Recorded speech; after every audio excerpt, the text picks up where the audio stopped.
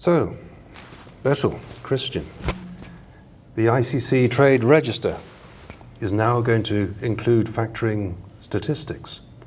So this is an important development for the industry, for factoring and the trade finance industry in general. How did this come about? What's the background to this, Christian? Yeah, well, good question. We need to go back a bit in history here. The ICC Trade Register is actually a publication. It was introduced in 2008 in order to demonstrate to regulators and investors the relatively low risk within trade finance. And it started with traditional trade finance business, documentary, letters of credit, collections. Then later, when supply chain finance emerged and the Global Supply Chain Finance Forum was established, supply chain finance was added to the trade register. That was in 2018, 10 years later. When we started these discussions, we said, well, where are the data in the ICC Trade Register coming from? They're coming from banks. What are banks offering to their clients? Usually payables finance. So we said, okay, for the time being, we will work with data on payables finance. Other people call it reverse factoring. And then we had a very long discussion, which took us years, because we always had the need to basically reflect the full scale of supply chain finance and receivables finance, which includes receivables discounting and factoring. But there was always the challenge that we didn't have the data. And so this discussion went on, and I believe it was, in fact, at a BCR conference in London, when I listened to a presentation from Peter Mulroy, where he presented these fantastic figures from FCI.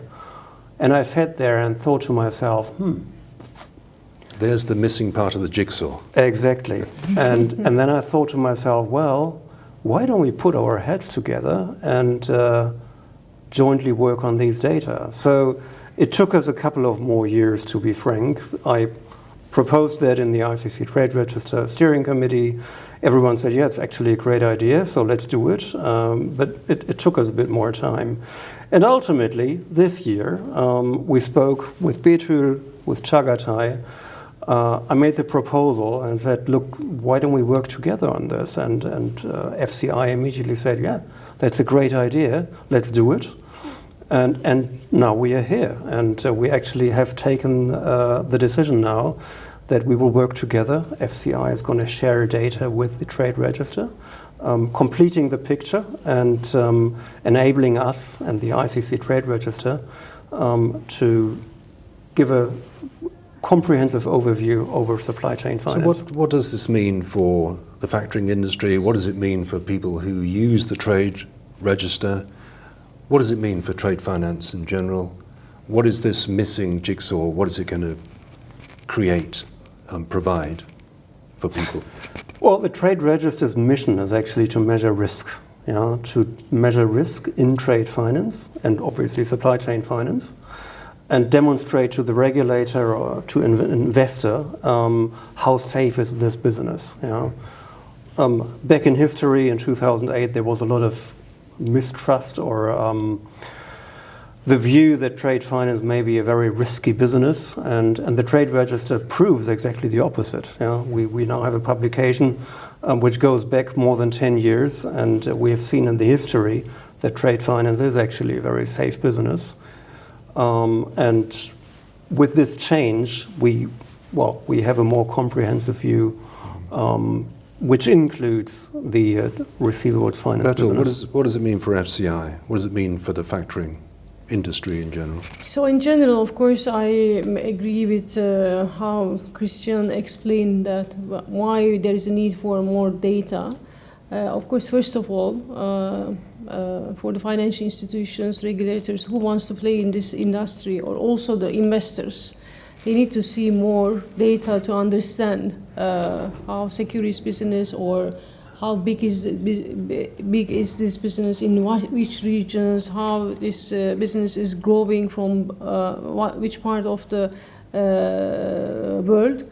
So it is important to understand the data and the trends and everything. Of course, the good part of the FCI, we have or international statistics, since years we are publishing. So the members of FCI, they are used to their sharing their data, because data gathering is really something very, very difficult in our industry. So of course you can make lots of surveys or investigations or asking more data, but the other party, how they are sharing their data, once there is no habit to sharing the data in most part of the world, and the second one, there are some restrictions for sharing the data also. So it is FCI, we are a global organization, and of course ICC global organizations.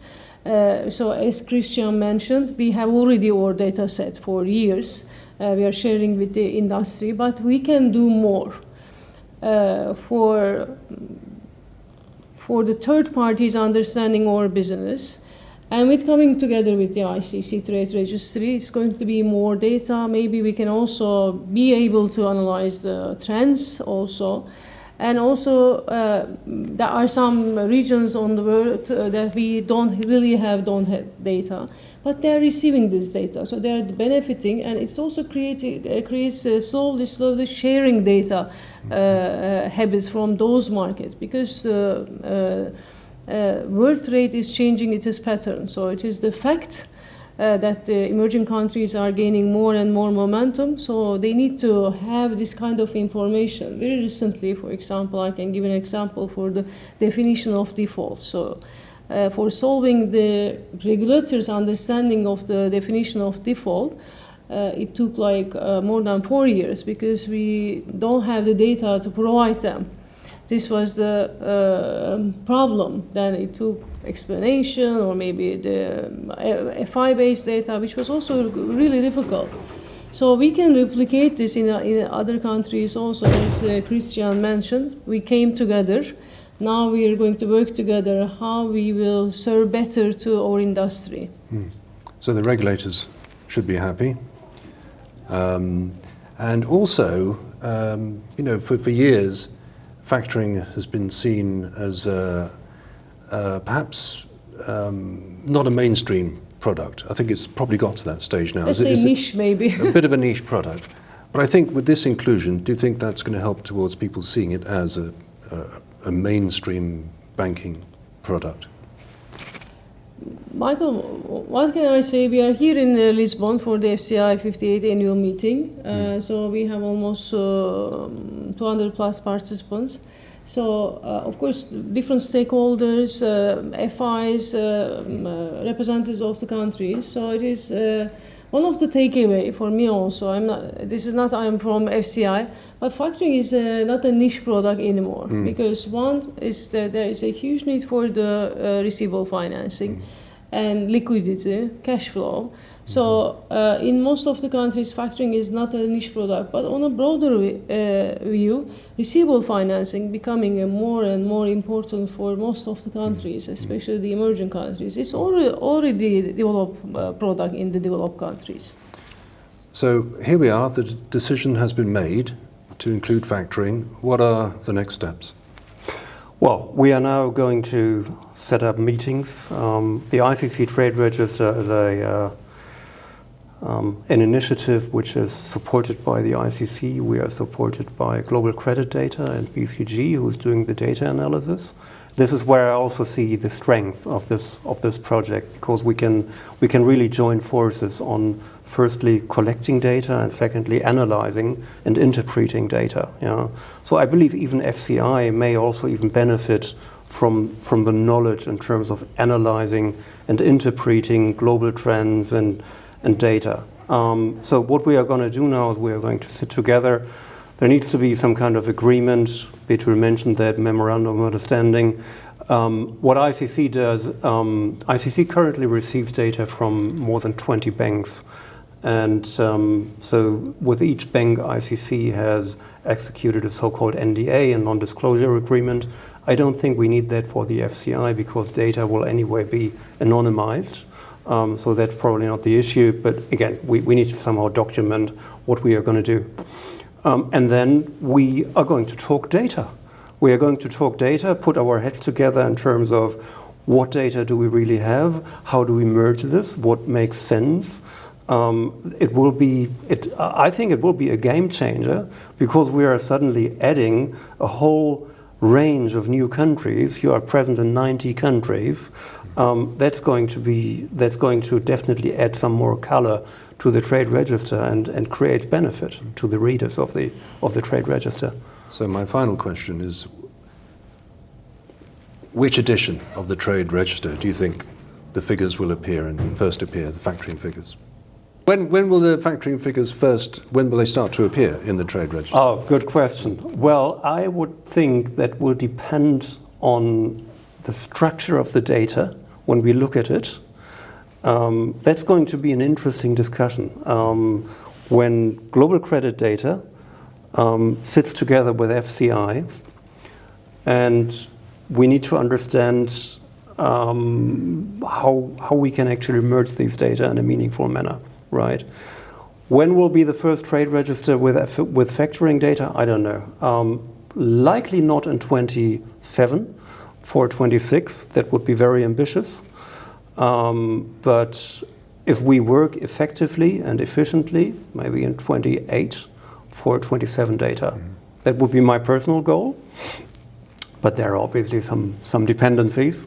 Mm. But I'm optimistic we might accomplish that. So in a couple of years. Yeah. Okay. Christian, Betül, thank you very much. Thank you very much. Thank you.